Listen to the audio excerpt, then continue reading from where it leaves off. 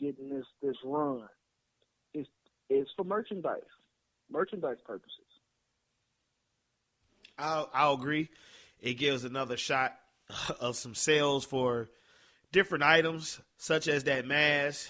But wrestling-wise, this match was nice. Once again, the ending was fucking dumb. So 2 of your 3 matches ending, as of right now, was fucking dumb. This match had all the makings of being a 5-star show-stealing match until the end. My mother and my stepfather was here, who they turned me into a wrestling fanatic as a youth. As soon as he took the turnbuckle off, my mother, who hasn't watched wrestling since '99, say, "Oh, he gonna lose. He took that turnbuckle off." They always lose when they do that. And for somebody that's a casual fan to just know that and just instantly know that person's gonna lose, that's got to change. Absolutely. But we're not going to bash that because that was one spot. But I will say this. Big ups to the Critter Den. That's my man, Brendan Critter. What an awesome way to spell Brendan. Brendan Critter. You can catch him on Twitter at Critter Den. I think that's what it is.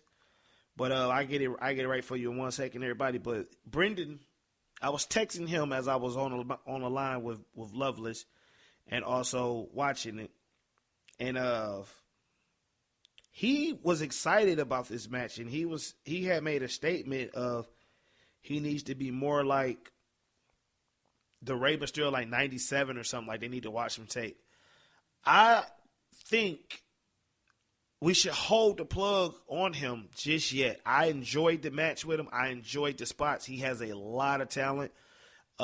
Just to let you guys know, it is Critter. That's KritterBK77. Check his podcast out. It's called The Critter Den. He's a great wrestling fan podcast. And the big thing about Brendan is he's a pure wrestling fan. He doesn't dissect it like the rest of us. Like when he watches, he won't even give you who he thought would win the Royal Rumble, pre-Royal Rumble. I love him for that because he still watch it in its purest form. I try to, but some of the things bother me. But back to Kalisto, which me and him on air, check his show out from last night, had a small confrontation about. Kalisto missed a couple moves. He botched a couple moves. He botched a couple spots, at least 2. Yeah, at least I seen 3, but I'll give you 2. One, he could have seriously hurt himself. And if we're going to push you in this spot that we're aiming for Kalisto, those spots have to be taken care of because, for one, you are a high flyer. So by you being a high flyer, you are more at risk to hurting yourself by missing these spots. But I do think with that match, I thought that match was a great match up until the point of the end. Like, you taking that turnbuckle off, and even Del Rio missed his spot. When he threw him back into it, he didn't hit it.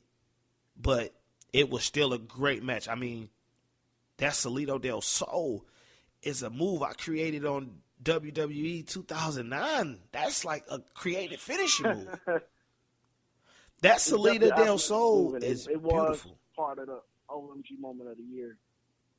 Yeah, I mean, because I've seen it, but I've never paid it any attention until yesterday. And I'm like, whoa, we got something here with this Salida del Sol. But the ending robbed the match between these two guys because of the stupidity of him taking the turnbuckle off and he being the one thrown. So that just ruined a great match. I would rate this match a 5-star match, hands down, if it was a better ending. What do you give it? I mean, it was good match quality. I mean, up to that point. I don't really have too much problem with the end as much as I did maybe the problem with him having 2 title reigns in the span of under a month. I mean, there was no purpose to put the title on him and then take it off of him on SmackDown. There's no purpose. Well, I like that decision because, one, if I'm not mistaken, that was the first night SmackDown was on USA. You're not going to change the world heavyweight on SmackDown, not at this day and age. Maybe the IC. it does do what I want to see. It gives another young person from the back an opportunity to shine and grind on camera. So, and I like that aspect of the title constant changing hands, because now we have a little feud there. We just need a little more spark to this feud, because the League of Nations are beginning to be a fucking joke.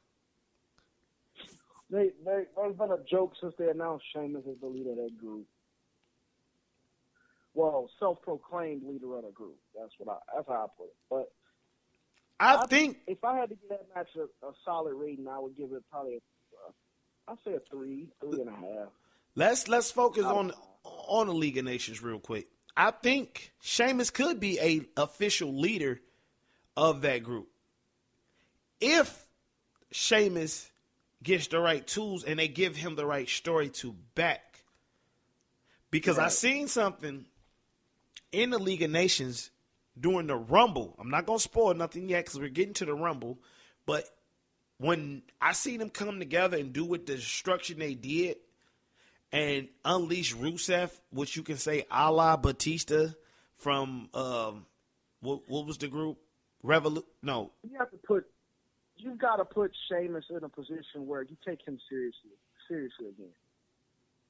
You have to put him in that predicament. You have to put him in a predicament when he was power bombing people through ladders, attacking Triple H from behind, and stuff like that. As a heel, right now he's a joke because he's getting beat down. Him and his entire group are getting beat down by 1- and 2-man bands like Brock Lesnar and Roman Reigns. If you want people to take Sheamus and his group serious, you have to make them destroy people. Not go out there 4 against 1 and then Brock Lesnar and let Brock Lesnar single-handedly eliminate the whole group. The difference between the League of Nations and the Wyatt family is that the Wyatt family, when they come in, they destroy people. Even if it's 4-on-1 or 4-on-2, they destroy people. That's why they're more of a legitimate threat than the League of Nations. And the League of Nations got more world champions in their group. They have That's the funny part about it. In so many ways, they have more superior talent. I mean, you got in the League of Nations Alberto Del Rio, who's probably one of the best in-ring workers by far in the game right now. Sheamus, who's as green as his Irish flag. Rusev. And Sheamus has had almost every title in the company so far. Rusev, who is a monster, as I was saying, he's kind of a la Batista from Evolution. Like you can just, that what he did on them tables was like unleashing the beast in carnage. No pun intended. Like it was nasty. Like you seen that if you go in that direction, that was their biggest spot when they came out and straight destroyed what they did and how they did it. You appreciated and respected them at that time. But it's a big difference. It's a big difference from when, although the Wyatt family, the 3 supporting members of the Wyatt family had already gotten eliminated from the Royal Rumble, and they came back in and caused havoc. The League of Nations all got eliminated throughout the Royal Rumble. Yeah, they caused havoc on Roman Reigns, and then they left. Where were they after the match when Sheamus was in the Final Four? Where were they? Had they showed up and caused more hell on the match, maybe we could take the League of Nations more serious. But right now, we can't. Not at all. Sheamus is taking the most flack for it because guess what? Sheamus is at the lead of the group right now, and he's taking all the flack for it. Every time those 4 members of the League of Nations come out, they get either single-handedly destroyed by 1 or 2 people, or they're just a complete joke. Jericho made them look like a complete joke on Raw last week. And none of them could recover from it. Not Alberto, not Wade Barrett, not Sheamus, not Rusev. They look like jokes. It's not enough character or mouthpieces in that group. I personally thought maybe they should have kept Zeb with the group or go out and get a legit mouthpiece to talk for them kind of like the Heenan family or something like that, where you just got destroyers and a talker. Next up, I usually take a bathroom break. I should have took one, but I think I used it a little earlier in the pay-per-view. Yeah, you did. No disrespect. First of all, let's get everybody clear. There's no disrespect to the Divas because they put in work. I give them that. They did. I just don't care for a lot of their matches because a lot of their matches have been the same thing, and they are trying to give us something different. And once again, they did give us something different. Story behind that Divas match in particular, like somewhat. Last night we had none other than Ashley, a.k.a. Charlotte Flair. I mean, I call her Ashley because Rick kept calling her Ashley on the Stone Cold podcast, and then he finally corrected himself with his drunk ass at the end of the podcast. He's like, oh, yeah, Charlotte. You've been calling her Ashley for 45 minutes.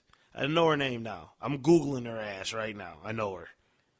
So, Charlotte versus the reject from the movie Fifth Element, Becky Lynch.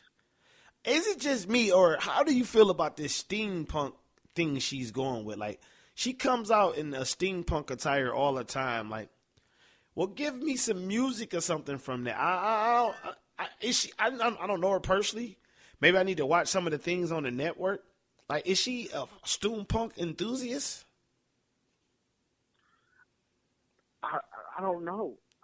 I mean, that's the big question around some of the Divas in the Divas division. It's a big I don't know, because she's one way in NXT, and then she comes up and it's a totally different animal. It's totally different everything. Dude, she looked like the lady from the Borderlands game with the cars in her head last night. I had a friend of mine point out that she looked like the girl from the Disney cartoon Brave. That last night. When she showed up a couple months ago, she looked like she was from Fifth Element. But that's her attire. She came to the ring.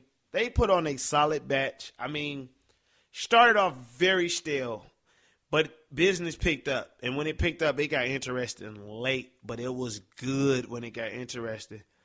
And then match both number are 3. very technically sound wrestlers. Oh, yeah. Sure. And then it happened 3 matches in a row. They fucked the ending up. Ric Flair, the dirtiest player in the game, throws his fucking jacket on her face, and that breaks the hold. First of all, even Rick probably couldn't have sold that. Becky did the worst job of selling this coat being on her face.